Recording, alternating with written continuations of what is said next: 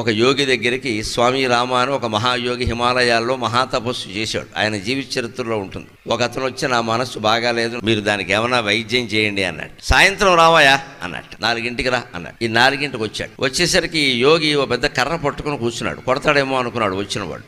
పెద్ద కర్ర పట్టుకుని కూర్చున్నాడు. సరే నీ మనసు బాగాలేదన్నావు కదా, ఏది బయటికి తీ అన్నాడు. అదేమిటండి బయటికి ఎలా తీస్తావు? మరి బయటికి తీయకుండా వైద్యం ఎలా చేస్తావా? కాలు బాగాలేదంటే డాక్టర్ గారు కాలు చూపించమంటారు కదా, చెయ్యి బాగాలేదంటే చెయ్యి చూపించమంటారు కదా. ఓ దంత వైద్యుడి దగ్గరికి వెళ్ళామనుకోండి, ఏదో పళ్ళు ఏవో పుచ్చిపోయాయంటే పళ్ళు చూపించమంటారు కదా. అరటిపళ్ళు నువ్వు జామ పళ్ళు చూపిస్తే అలాగే మన పళ్ళే చూపించాలి. మరి ఏది బాగా లేకపోతే అది చూపించడం సాధ్యమైనప్పుడు మనస్సు బాగాలేదంటే మనస్సును చూపించండి. చూపించలేకపోతున్నారు అంటే మనం అందరం గంభీరంగా ఆలోచించాలి, అది ఉన్నట్టా మరి లేనట్టా.